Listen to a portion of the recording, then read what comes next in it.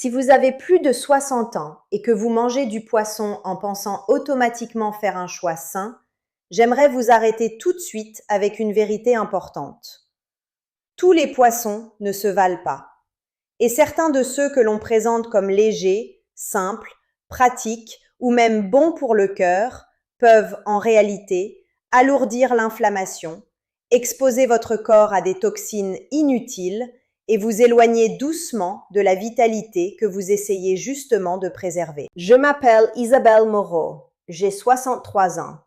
Et si je vous parle de cela aujourd'hui, c'est parce qu'après un certain âge, l'alimentation n'est plus un sujet abstrait. Ce que vous mettez dans votre assiette agit sur votre énergie, votre mémoire, votre équilibre, vos humeurs, vos articulations, votre cœur, votre force musculaire. On ne mange plus seulement pour se remplir, on mange pour continuer à vivre avec clarté, avec autonomie, avec confort, avec élan. Et le poisson, justement, occupe une place un peu spéciale dans l'imaginaire collectif. On nous a souvent dit « manger du poisson, c'est meilleur que la viande ». Et dans certains cas, oui, c'est vrai. Mais seulement si vous choisissez le bon. Parce qu'un mauvais poisson peut vous apporter bien moins de bénéfices qu'on ne le croit et beaucoup plus de problèmes qu'on ne l'imagine. Ce que j'aimerais faire avec vous aujourd'hui, c'est très simple. D'abord, je vais vous parler de 4 poissons qu'il vaut mieux éviter après 60 ans, ou en tout cas choisir avec beaucoup plus de prudence. Puis, je vais vous montrer qu'il n'est pas question de peur, ni de privation, ni de rigidité, parce qu'il existe aussi des poissons merveilleux pour le cerveau, pour le cœur, pour les os, pour les muscles, et même pour cette sensation précieuse de rester vive et solide en avançant en âge. Commençons par ceux que j'aimerais voir quitter plus souvent l'assiette des seniors. Le premier, c'est le poisson-chat importé. Je sais, à première vue, cela semble être un choix banal. C'est souvent abordable, facile à cuisiner, avec un goût assez doux. Et justement, c'est ce qui le rend trompeur. Lorsqu'un poisson est élevé dans de mauvaises conditions, dans des bassins surchargés, avec une alimentation médiocre, dans des environnements où les maladies circulent facilement, on finit souvent par utiliser davantage d'antibiotiques et d'autres substances pour maintenir tout cela debout. Et même si le consommateur ne voit rien, son corps, lui, reçoit quelque chose. Après 600 ans, le problème n'est pas seulement théorique. Le corps gère moins bien certaines charges toxiques. Les reins sont parfois plus sensibles. L'inflammation est déjà plus facile à déclencher. Le système immunitaire aime moins les agressions répétées.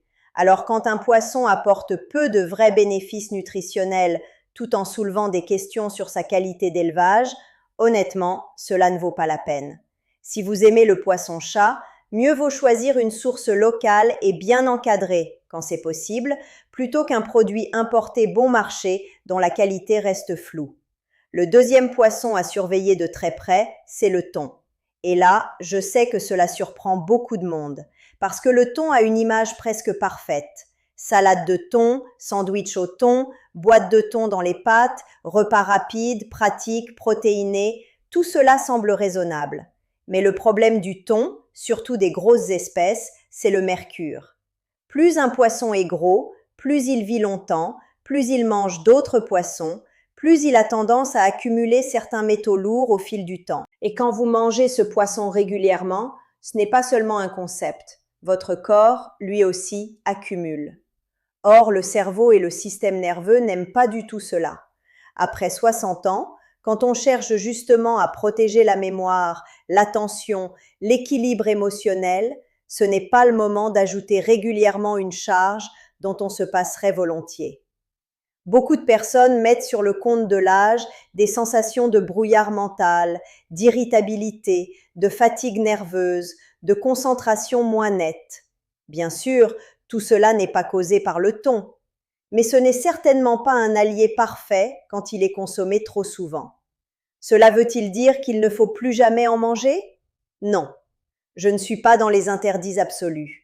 Mais il faut sortir de l'idée que le thon est un poisson quotidien idéal. Il ne l'est pas. Un petit peu, occasionnellement, en choisissant des versions plus modestes et en restant raisonnable, ce n'est pas la même chose qu'en faire une base régulière de l'alimentation. Le troisième poisson que je veux vraiment distinguer des autres, c'est le maquereau royal. Et je précise bien, pas tous les maquereaux, parce que c'est là que beaucoup de gens se trompent. Il existe des variétés tout à fait intéressantes, mais le maquereau royal fait partie de ces gros poissons prédateurs qui concentrent davantage le mercure. Et chez les seniors, cette accumulation n'est pas anodine. Le cerveau, le système cardiovasculaire, l'humeur, les nerfs, tout cela peut être fragilisé par des choix alimentaires répétés qui semblent pourtant sains sur le papier. Ce qui me gêne, c'est que dans les magasins ou au restaurant, l'étiquette n'est pas toujours très claire. On lit maquereau et l'on pense faire un bon choix. Pourtant, toutes les espèces ne se valent pas. Alors, retenez simplement ceci. Le maquereau, oui, parfois, mais pas n'importe lequel. Le maquereau royal, lui, mérite clairement d'être laissé de côté. Et enfin, le quatrième, celui qui surprend souvent le plus, c'est le tilapia d'élevage. Il a été vendu comme un poisson léger, maigre, bon marché, facile à aimer. Mais un poisson pauvre en nutriments protecteurs, élevé dans des conditions discutables, nourri de façon artificielle et avec un profil de graisse peu intéressant, n'est pas le cadeau santé qu'on imagine. Après 60 ans, ce que l'on veut d'un poisson, ce n'est pas seulement qu'il soit pas trop gras. On veut qu'il apporte quelque chose de précieux, des oméga-3 utiles, des protéines de qualité, des micronutriments intéressants, un vrai soutien. Or, le tilapia d'élevage est souvent davantage un remplissage qu'une réelle nourriture protectrice. Et si, en plus, il peut contribuer à un terrain plus inflammatoire, alors franchement, il existe de bien meilleures options pour le même budget ou presque. Quand les articulations sont sensibles, quand le cœur demande du soutien, quand on veut protéger sa tête, ses muscles et son énergie, on ne veut pas d'un poisson qui ressemble à un compromis médiocre. Alors voilà pour la partie qu'on aime un peu moins entendre. Mais maintenant, j'aimerais passer à la partie que je préfère. Parce qu'il ne s'agit pas de retirer sans remplacer. Il s'agit de choisir mieux. Et certains poissons peuvent devenir de vrais alliés après 60 ans. Le premier de ceux que j'aimerais voir davantage dans votre cuisine, c'est le cabillaud du Pacifique sauvage. Ce n'est pas le poisson le plus glamour, je vous l'accorde. Il n'a pas la réputation du saumon. Il n'impressionne personne par sa couleur. Et pourtant, il est formidable. D'abord parce qu'il apporte des protéines de grande qualité, ce qui devient absolument essentiel avec l'âge. Après 60 ans, on perd plus facilement du muscle, et cette perte n'est pas un petit détail. Moins de muscles, c'est moins de stabilité, moins de force, moins de réserve, plus de fatigue, plus de risque de chute, plus de difficulté à rester indépendant. Le cabillaud aide à nourrir le muscle sans être lourd, sans être trop gras, et souvent sans peser sur la digestion. Beaucoup de seniors le tolèrent très bien, et il apporte aussi des nutriments intéressants pour le métabolisme, l'énergie nerveuse et le fonctionnement général. C'est un poisson discret, mais extrêmement utile. Je l'aime beaucoup parce qu'il ne cherche pas à séduire, il fait simplement son travail. Et parfois, c'est exactement ce qu'il nous faut dans l'assiette. Le deuxième poisson que j'aimerais presque voir dans chaque placard ou chaque semaine dans chaque maison, ce sont les sardines. Ah, les sardines! Petites, modestes, pas toujours sexy, parfois injustement associées à quelque chose d'un peu pauvre ou d'un peu ancien. Et pourtant, quelle merveille! D'abord parce qu'elles sont riches en oméga-3, ces fameuses graisses si utiles pour calmer l'inflammation, soutenir le cœur, protéger le cerveau et parfois même aider l'humeur à rester plus stable. Mais ce n'est pas tout. Les sardines apportent aussi du calcium, du phosphore, de la vitamine D et des protéines. Autrement dit, elles parlent à vos os, à vos muscles, à votre système nerveux, à votre énergie. Et comme elles sont petites et se situent bas dans la chaîne alimentaire, elles accumulent beaucoup moins de mercure que les gros poissons prédateurs. C'est cela aussi, l'intelligence nutritionnelle après 60 ans. Préférer les poissons petits, puissants et propres plutôt que les poissons prestigieux mais plus chargés. Et puis, soyons pratiques. Les sardines sont abordables. Elles se conservent bien. Elles peuvent être mangées simplement, avec un peu de citron, dans une salade, écraser avec de l'avocat sur un bon pain ou ajouter à un repas simple. Ce n'est pas une stratégie compliquée, c'est un geste concret, accessible, qui peut vraiment changer la densité nutritionnelle de vos semaines. Le troisième grand allié, c'est le saumon sauvage d'Alaska. Là, on entre dans un poisson qui a une réputation solide, et pour une fois, elle n'est pas volée. Ce saumon est très intéressant pour le cerveau, pour le cœur, pour les articulations, pour les muscles, pour la peau même. Ses oméga 3 sont précieux, ses protéines sont excellentes. Il apporte aussi plusieurs vitamines et minéraux utiles à l'organisme vieillissant. Ce que j'aime avec le saumon sauvage, c'est qu'il donne le sentiment de nourrir vraiment, pas juste de remplir. Quand on le mange régulièrement, sans excès, mais avec constance, on offre au corps de quoi mieux gérer l'inflammation chronique, mieux soutenir la masse musculaire, mieux protéger certaines fonctions cognitives. Et cela compte énormément. Vieillir en forme, ce n'est pas seulement avoir des analyses correctes, c'est pouvoir monter un escalier, porter ses courses, se sentir stable, penser clairement, récupérer plus facilement, continuer à participer à sa propre vie. Le saumon sauvage peut être cuit simplement, au four, à feu doux, avec un filet d'huile d'olive, quelques herbes, un peu de citron. Pas besoin de le noyer sous des sauces lourdes ou de le brûler à haute température. Plus la cuisine est simple, plus on respecte ce qu'il a à offrir. Et enfin, le quatrième, celui que j'aimerais vraiment mettre en lumière, c'est la truite arc-en-ciel. Parce qu'elle reste parfois dans l'ombre du saumon, alors qu'elle mérite énormément d'attention, surtout pour les seniors. Elle combine une belle richesse en oméga 3, de bonnes protéines, plusieurs minéraux importants et surtout une grande douceur digestive. Beaucoup de personnes qui trouvent certains poissons trop forts, trop huileux ou trop lourds apprécient la truite parce qu'elle est plus fine, plus tendre, plus facile à manger régulièrement. Et la régularité, justement, c'est le vrai secret.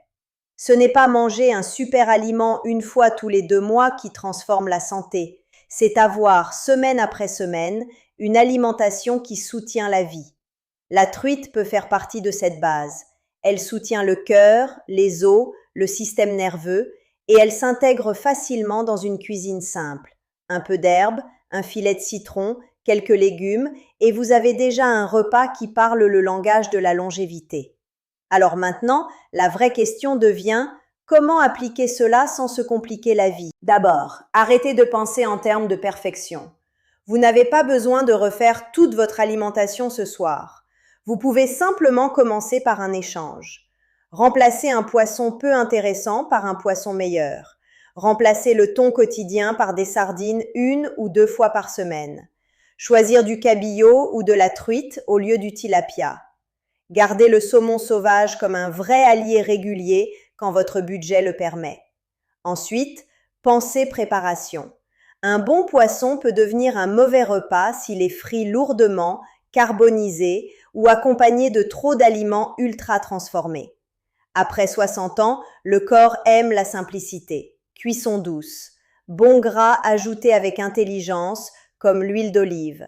Légumes, herbes, citron, éventuellement un peu d'avocat, des légumineuses ou une garniture nourrissante. Vous n'avez pas besoin de haute gastronomie, vous avez besoin de cohérence. J'aimerais aussi vous rappeler une chose essentielle. Le poisson n'agit pas seul.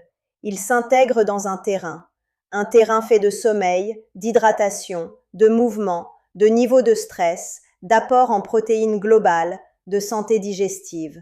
Un très bon poisson ne compensera pas une vie entière de carences, de nuits chaotiques et d'inflammations laissées tranquilles.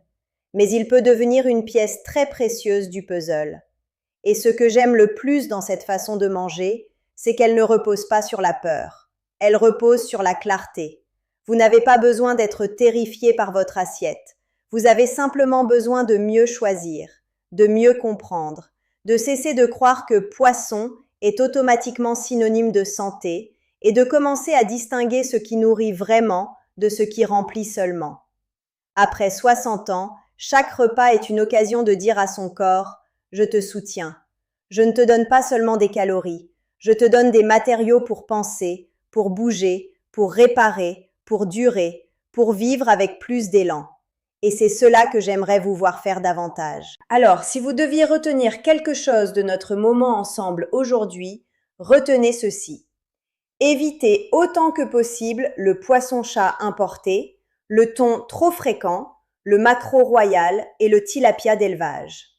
Et ouvrez davantage votre table aux cabillaud sauvages, aux sardines, au saumon sauvage et à la truite arc-en-ciel. Vous n'avez pas besoin de tout changer d'un coup. Un seul bon échange dans la semaine est déjà un début.